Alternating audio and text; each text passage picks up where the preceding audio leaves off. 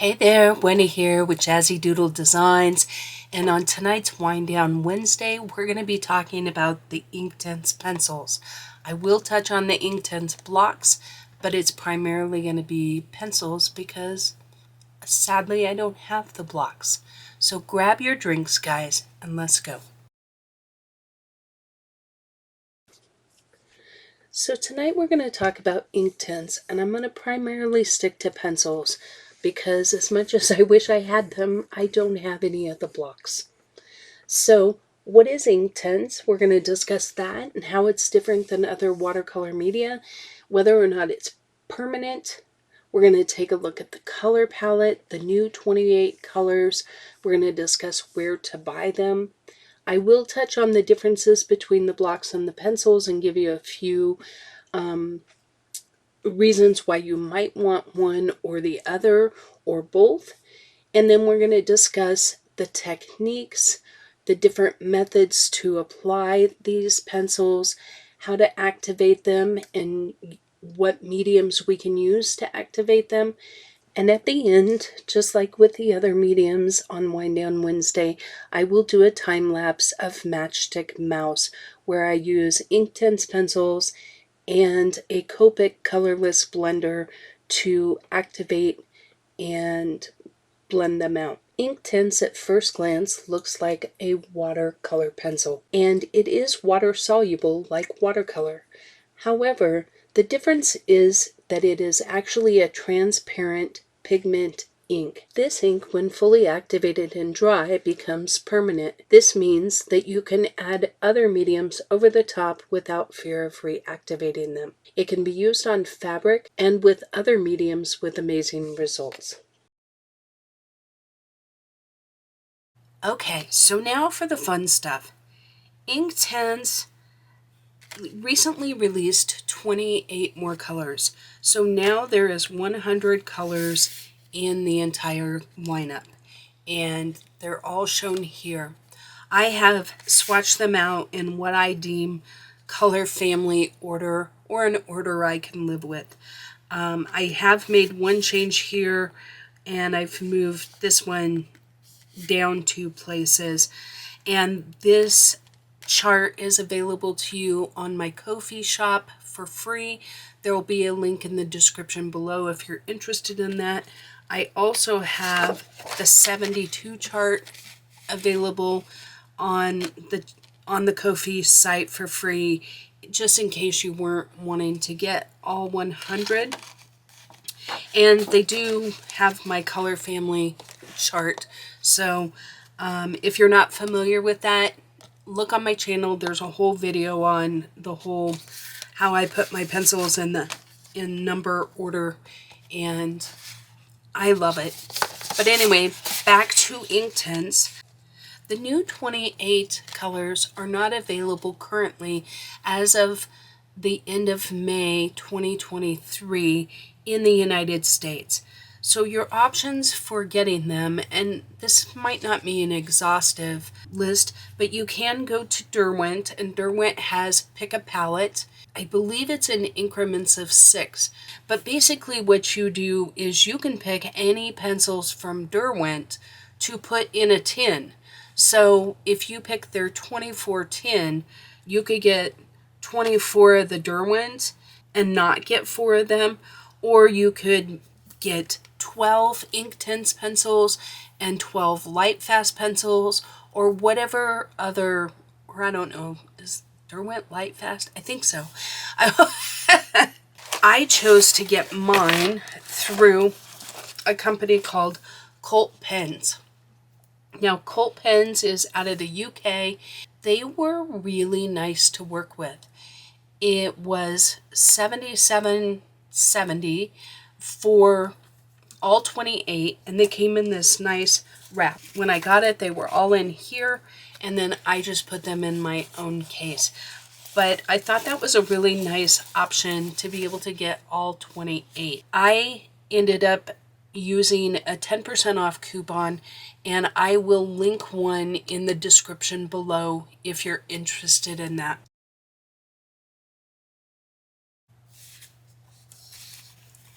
So let's talk about the different ways that you can use these.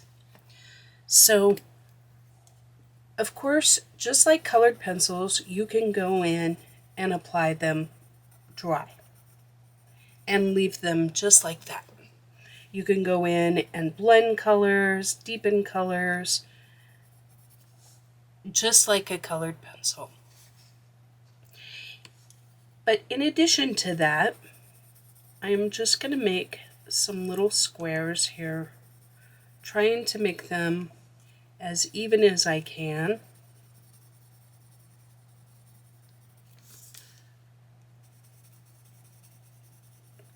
So what we're going to do is we're going to activate these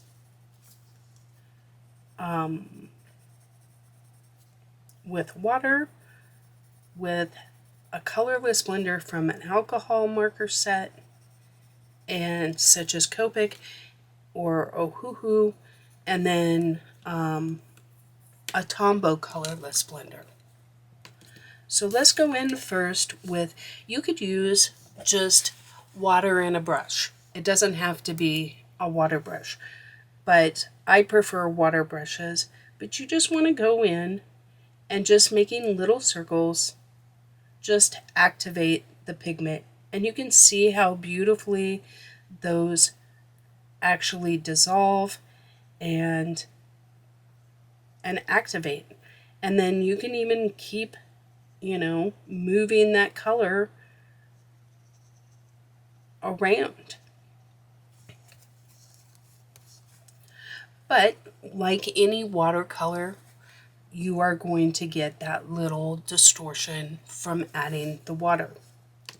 So the advantage to using an alcohol marker or colorless blender, this is just one that I bought on Amazon.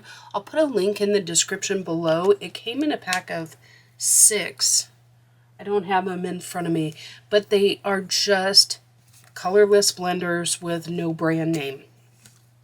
But basically you go in and you activate exactly the same way as with the watercolor or with the water brush. Now I find that you can't move it as much, but if you look, you get a little more concentration of color. The benefit to using an alcohol marker is that you do not get, you can see how this is kind of like on the back, you can kind of see how it's buckled a little. I don't know, there you go, you can kind of see that little divot, but you don't get that with the alcohol marker.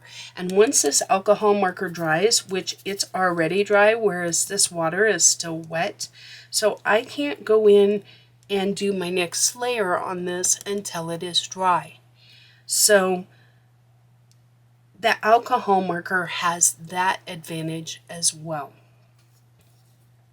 Now the third way you can activate them is with a water-based colorless blender like Tombow, or I have this Karen brush marker, which is also a water-based product.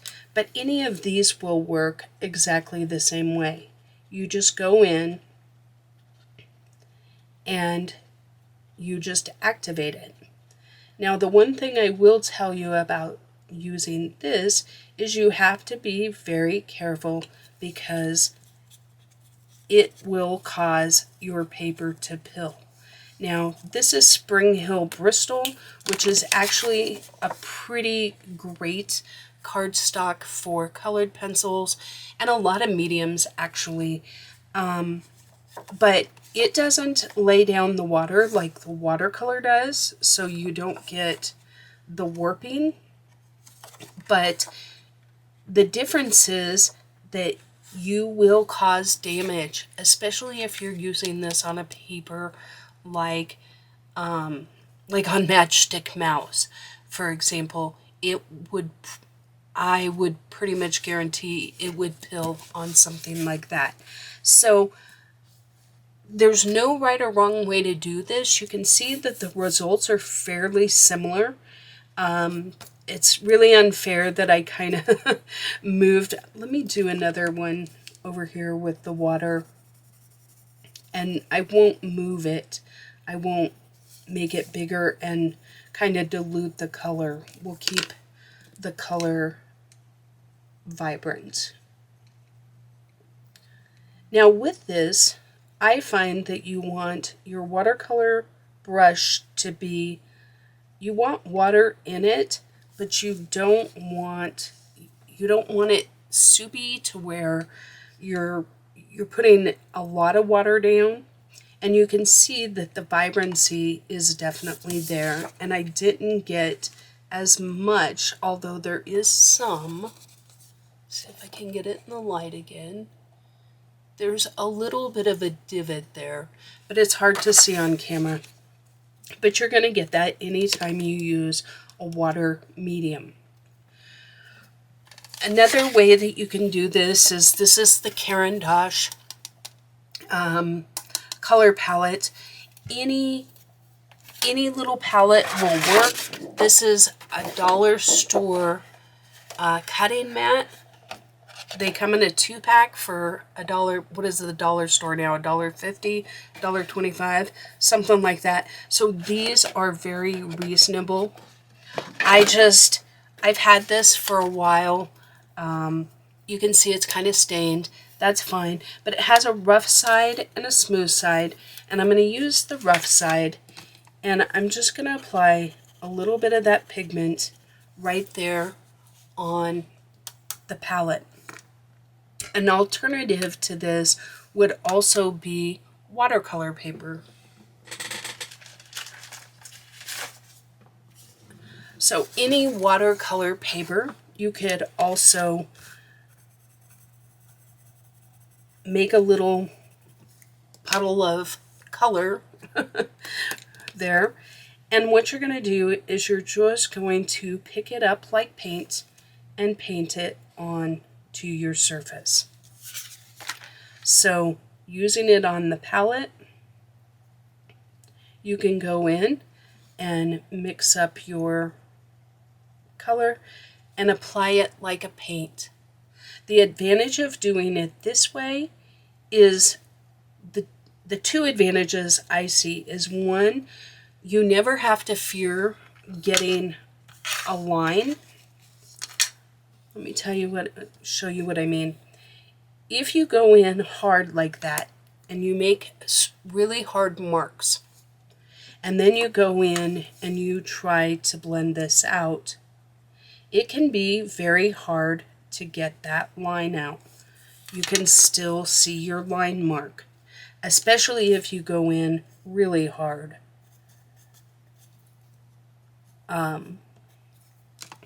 Also, if you go in while it's wet. So let's say that we've activated this.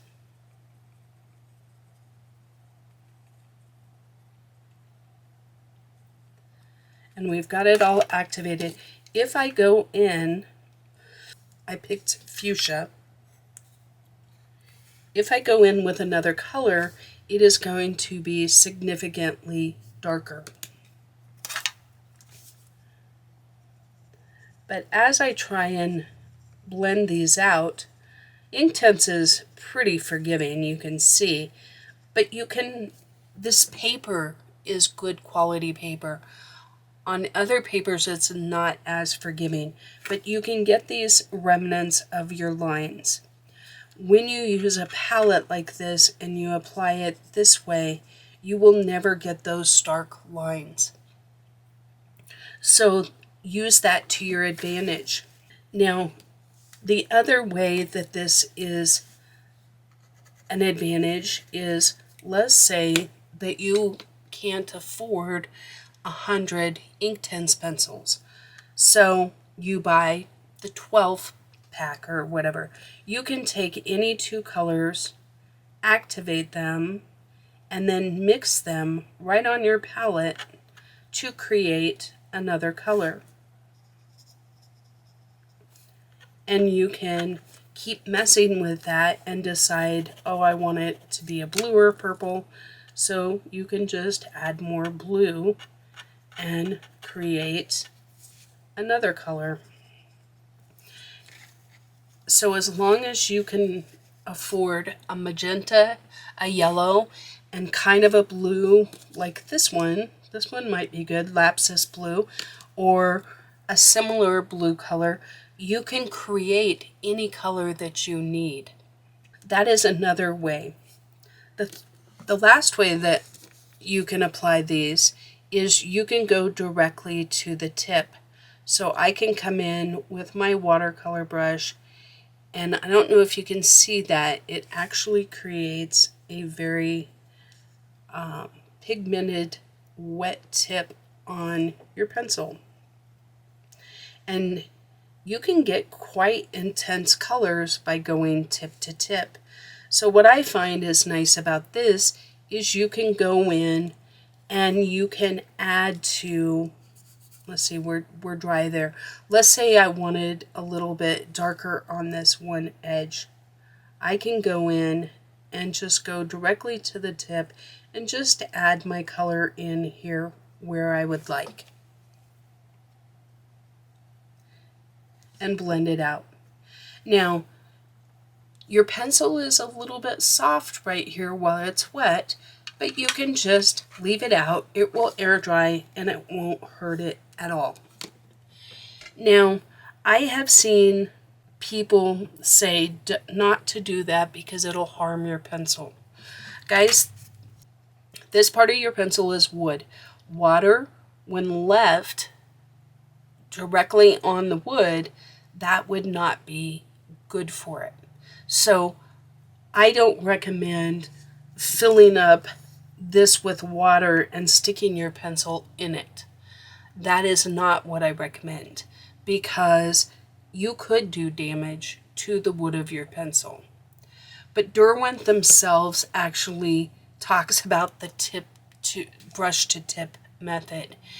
If this gets a little water on it, it is not going to hurt it. Now, I will touch on the blocks here and say that one of the ways that if you do a lot of work where you want to make a wash, you can actually fill this with water and pretend that this is the block. You can actually swirl your block in the water like this and create a wash of color. And the less water you use and the longer you swirl, the darker that pigmented wash is going to be. So that is another way that you can use these. The last method I'm going to talk about is one that I learned from Sandy Allnock. And if you haven't checked out her channel, she does a lot of different things. She is an artist, so she does some drawing, she does card making, she does stamping. She isn't a coloring channel, but she is a good resource channel. But anyway, one of the ways that she talks about using these is you can, this is just like a little tea strainer, but you can go in and you can grate your colored pencil, and then you can apply it. So why would you want to do it this way? Well, one, it's a really good way to get a very light wash. And what I mean by that is, if I were to get rid of this, I blow it off, there's still a little pigment left, just a teeny tiny bit, and you can get this amazingly light wash. So one thing that I have found that's kind of brings us up to the point of, are these permanent? So let's talk about that for a minute. So up here, you saw me activate this. So now if I go in,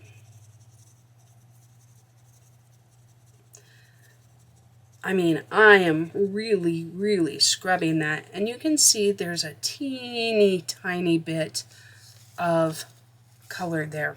But I was really scrubbing that. But I think too often what happens is that you saw just that little bit, that teeny tiny bit of pigment Watch that one little grain right there. Look how much color I got from that seemingly non-existent grain. Okay, so I'm going to activate this small one in the right hand corner, and I'm going to purposely try not to fully activate it.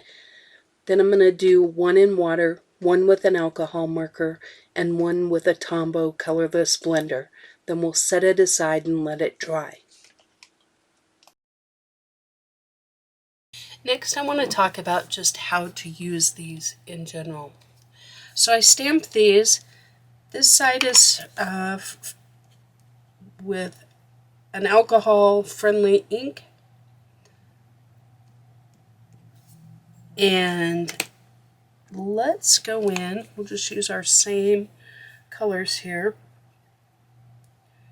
But basically, we're going to go in and just... This color is still a little wet, so I'm going to go in, I'm going to pick a different color. Maybe we'll use these pinks. Well, let's start with our darkest.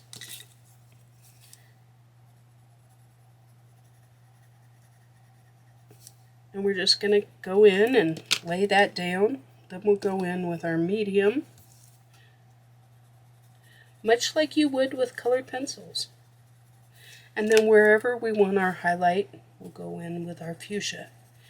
Now, I personally like to use my Inktense with a blunter point, because when it's really sharp, it's really easy to leave those deep lines that are really hard to get rid of. And you want to start with your lightest color and kind of working our way down. Now once we hit that second color, we want to blend it a little and then wipe off. And then blend a little and wipe off.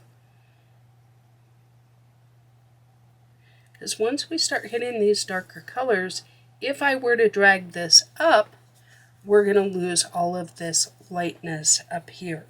Now I could go in even with just maybe a two-tone, let's say amethyst, and let's pick this one. So we go in with our darkest one and we lay in our shadows. And then we can come in with our lighter tone.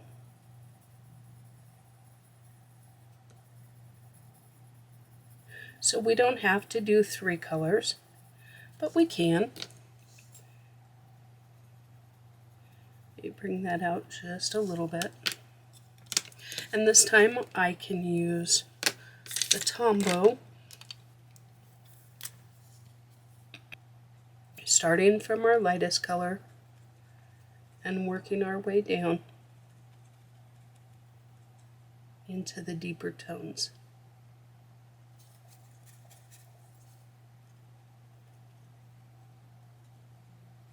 And blending up depending on how high I want it to go up.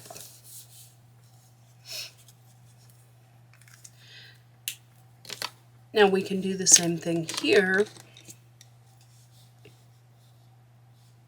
We'll do that same thing with our darker color first.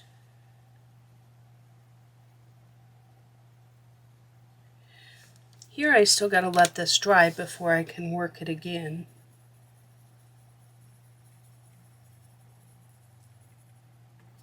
Here I can go in with my alcohol marker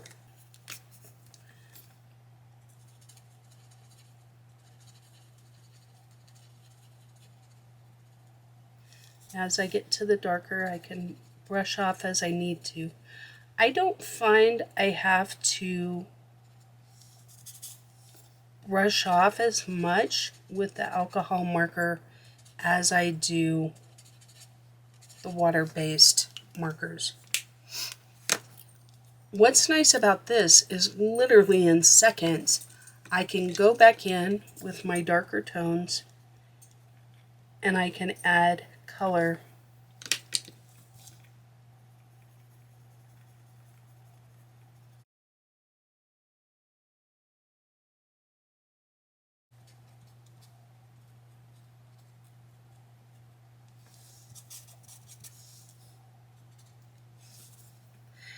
and you can add it there. Now once this is completely dry here, I can go back in with another color and add more color as need be. Obviously most flowers aren't green, but I just want to show you that it's all about, I think I did that wrong. So, okay, this is my darkest one.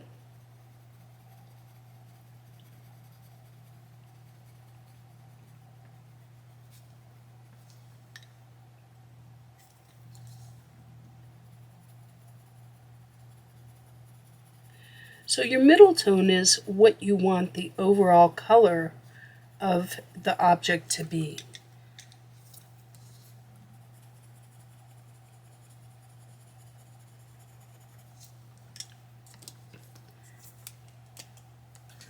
And then once again, starting at the lightest tones,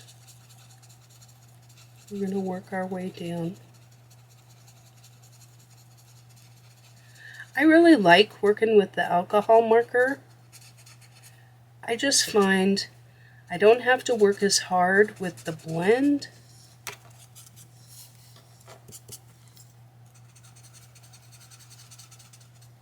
It does a good job at the blend for me. And I really like how quickly it dries.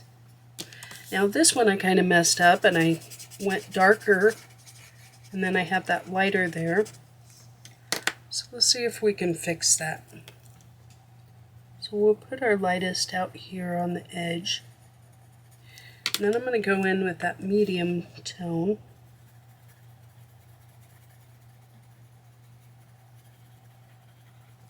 And let's blend that out.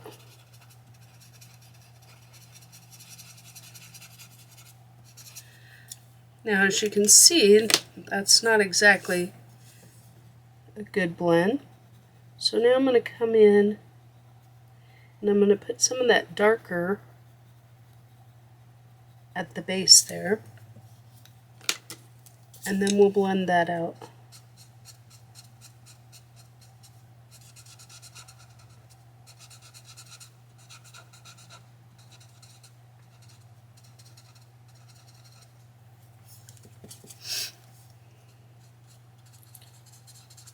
Then I think I need to let that dry before I mess with it anymore. We're going to start pilling on that one. So let's go back to our question of the permanent. So let's see if these are permanent. I think what I'm going to do is I am going to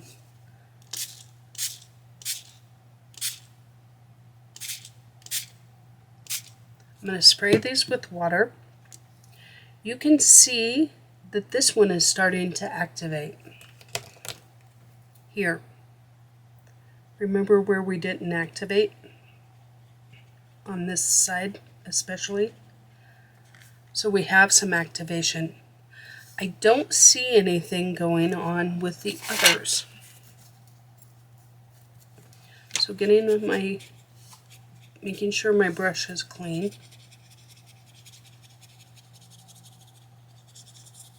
I'm not showing where this is moving at all. Nothing came off on my brush. I did get a little bit here.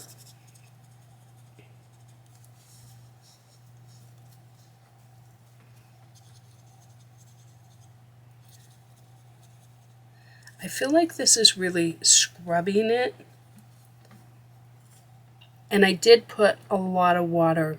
But you can see where I didn't activate this, we definitely got more transfer. Virtually none from the alcohol. Little bit from the water, ever so slightly here. I think that, see right there, there's like a little thing of color. But guys, I feel like if you were to do the same experiment with watercolor, this would definitely lift off. We're not getting any lifting. So, are they permanent? I can say this. People use these on fabric and then they wash them. So I do feel like that there is a claim for permanency. I think you have to be very careful about how you activate these and how well you activate these. Now let's face it, in our coloring books, I don't think we're going to be activating things or applying lots of water to our books. I feel like if we were to come in and let's activate this.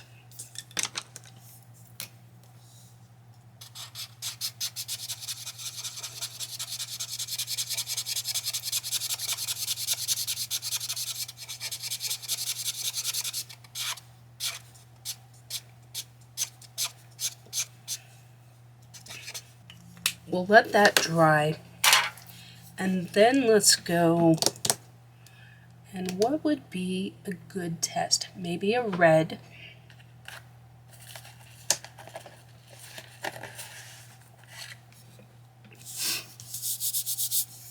Okay. Let's say we come in now with a red, and let's activate that.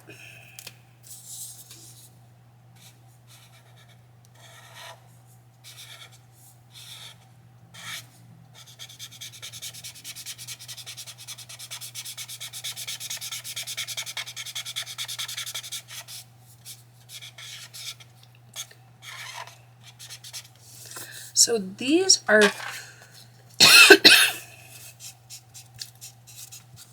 as you can see, when I wipe off my Copic, for lack of a better word, as you can see when I wipe off my Copic, for lack of a better word, it's completely red. There's no brown there. Now, red and green make brown. So where they overlap, you're going to get the brown color because these are transparent inks. So let's talk about paper choice. So here I have, you can see-through paper. It's just cheap copy paper. And this is a very high quality watercolor. I have no idea what it is, but I can tell that it's more of a high quality. It's a thick watercolor. So I've got some blue here. Let's put some blue here. Now if I go in with my water and I activate on this printer paper, it does not take much for this to start to pill and buckle, right? Same, but over here, I'm not going to get that pilling, and I'm not going to get that buckling. But what I am going to get on this paper is these hills and valleys where the pigment has aligned itself and hasn't fully activated. You can see that I'm still activating that pigment. It's not diluting. If I was pulling it, just keeping adding water and making a gradient, it would become lighter, but it's not. It's just actually still activating pigment due to the hills and valleys of this paper. Now over here, I have reached a point with this paper where it's actually started to bleed through. What I want to show you is doing that same experiment with, we'll do it twice. The next one we're going to use the Tombow.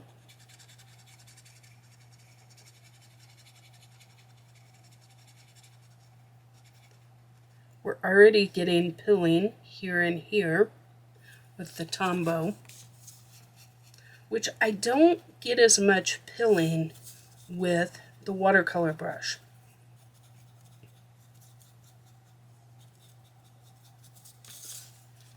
And you do have to really wipe your Tombow off. Here I'm going to go in with the alcohol marker, or the colorless blender.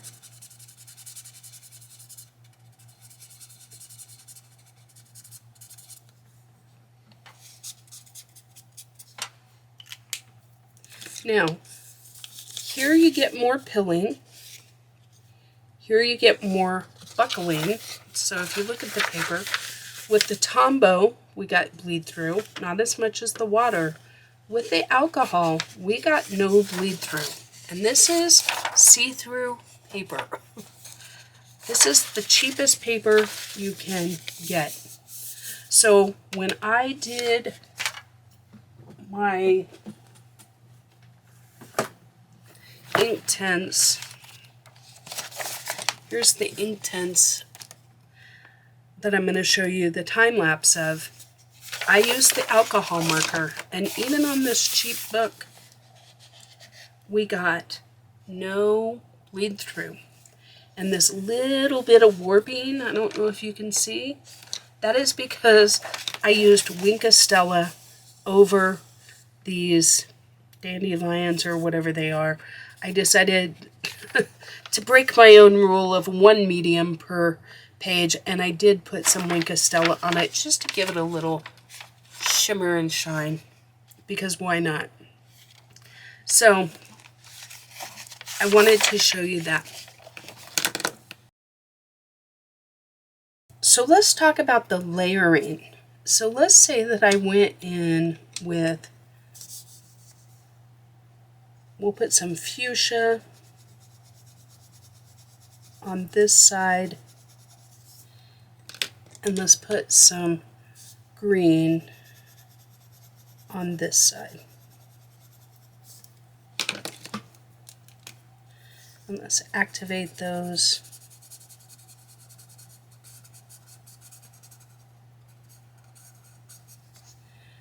You can see how it kind of blended right there at the edge.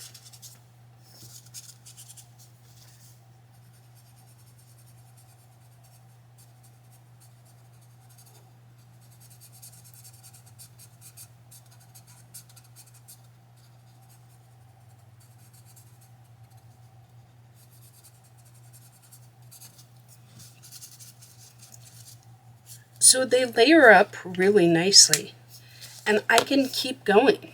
Like if I wanted to, let's give that just a second to let that dry. Same with here. Let's say I wanted to add a yellow here.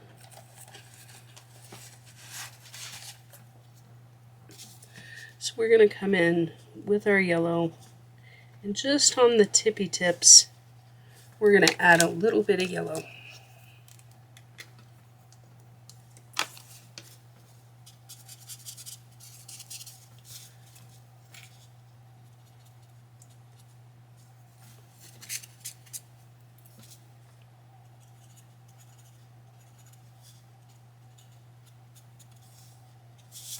You can go ahead and add that next layer. Let's say I wanted to add a black or a really dark tone in there.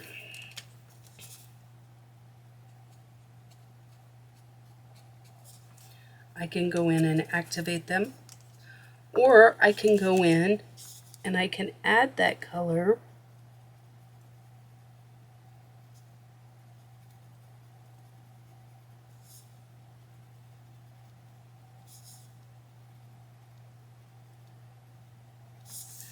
and I don't have to activate it.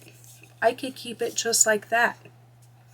or I can come in and activate it and blend it out.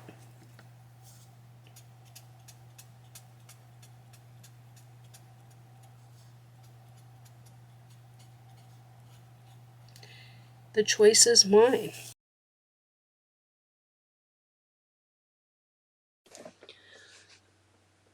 So I saw on Suzanne Berry's channel that she had used a metallic watercolor to activate her Inktense, and I was intrigued.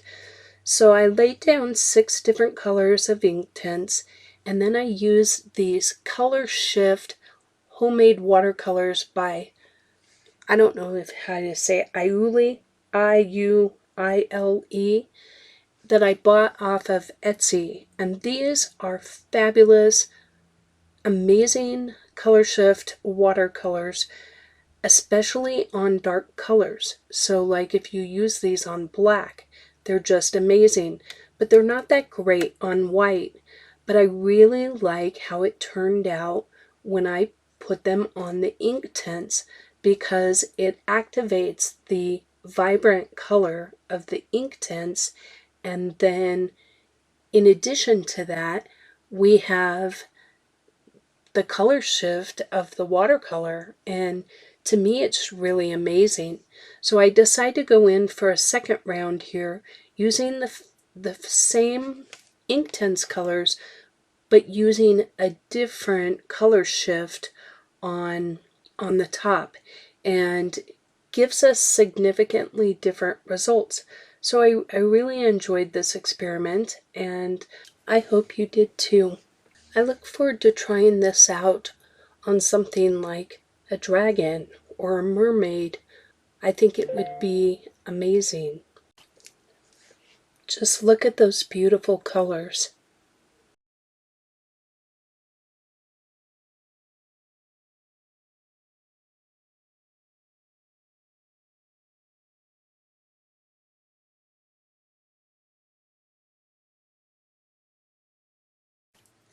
So as I start this time lapse, I'll give you my final thoughts. Inktense are amazing pencils, and they can be used in many ways and on many different mediums, including fabric and wood.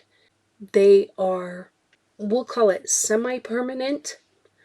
I would say that if done correctly, they are permanent, but use caution if you're going to be working on a piece using a wet medium on the top. One of my favorite ways to use Inktense is to go ahead and lay the Inktense down as the base layer, and then go back in with your colored pencils for the detail layers.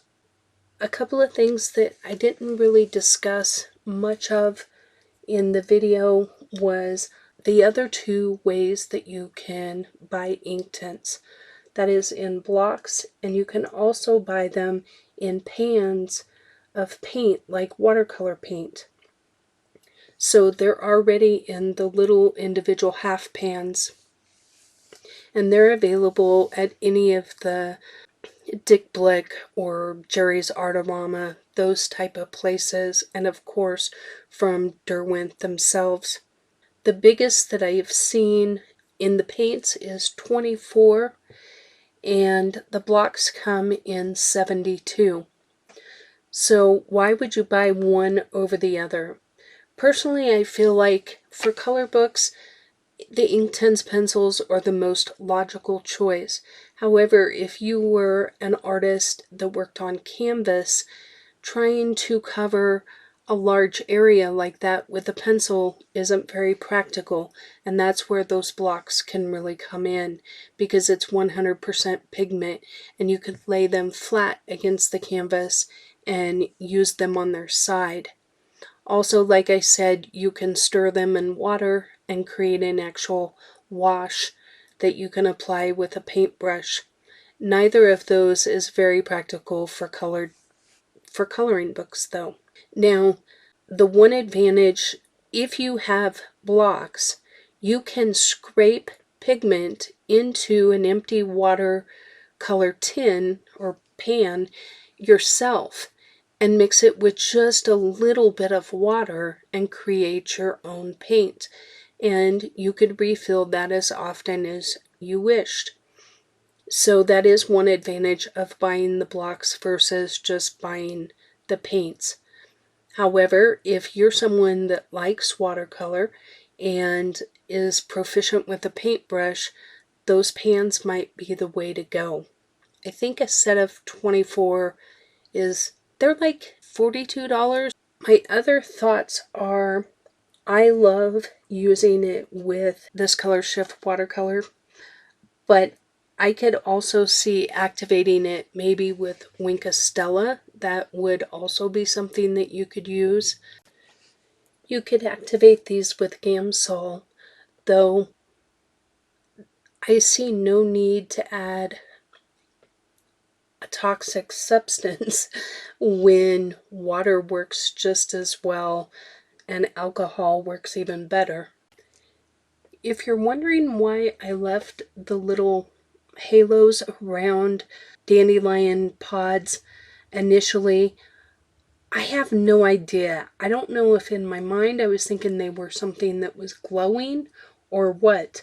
So, yeah, if you're doing this, just disregard that. And I should have colored it all at the same time and it would have looked a little more cohesive. Thanks for joining me tonight on Wind Down Wednesday. I hope you enjoyed your wine. And please hit the like bell on your way out, and I'll see you on the next one.